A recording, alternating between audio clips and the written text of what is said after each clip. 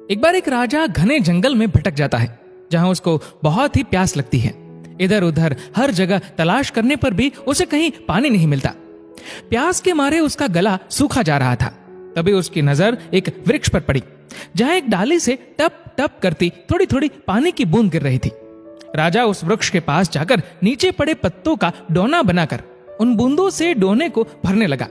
जैसे तैसे लगभग बहुत समय लगने पर वह डोना भर गया। राजा प्रसन्न होते हुए जैसे ही उस पानी को पीने के लिए डोने को मुंह के पास ऊंचा करता है, तभी वहां सामने बैठा हुआ एक तोता टै टै की आवाज करता हुआ आया। उस डोने को झपट्टा मार के वापस सामने की ओर बैठ गया। उस डोने का पूरा पानी नीचे गिर गया।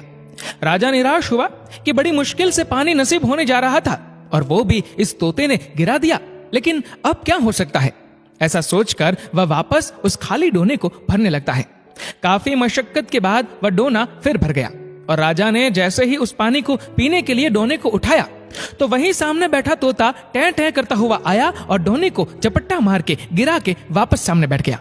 अब राजा हताशा के वशीभूत हो क्रोधित हो उठा कि मुझे जोर से प्यास लगी है, मैं इतनी मेहनत से पानी इकट्ठा कर रहा हूँ और यह दुष्ट पक्षी मेरी सारी मेहनत को आकर बर्बाद कर देता है। अब मैं इसे नहीं छोड़ूंगा, अब ये जब वापस आएगा तो इसे खत्म कर दूंगा। इस प्रकार वह राजा अपने हाथ में चाबुक लेकर वापस उस डोने को भरने लगता है। काफी समय बाद उस डोने में पानी भर जाता है।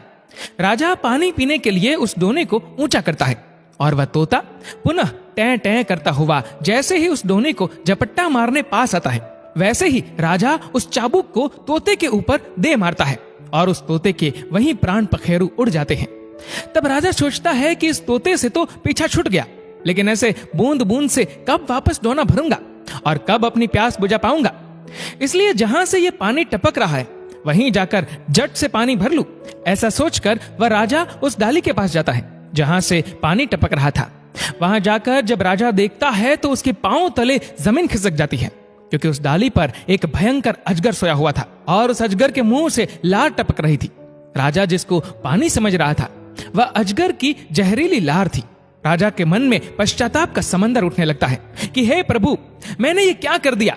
जो पक्षी बार बार मुझे जहर पीने से बचा रहा था, क्रोध के वशीभूत होकर मैंने उसे ही मार दिया। काश मैंने संतों के बताए उत्तम क्षमा मार्ग को धारण किया होता, अपने क्रोध पर नियंत्रण किया होता, तो ये मेरे हितैषी निर्दोष पक्षी की जान नहीं जाती। हे भगवान, मैंने अज्ञानता में कितना बड़ा पाप कर दिया। इसीलिए कहते हैं कि क्षमा और दया धारण करने वाला सच्चा वीर होता है। क्रोध में व्यक्ति दूसरों के साथ साथ खुद का ही बहुत नुकसान कर देता है। क्रोध वो जहर है जिसकी उत्पत्ति अज्ञानता से होती है और अंत पश्चाताप से होता है। इसलिए हमेशा क्रोध पर नियंत्रण रखना चाहिए।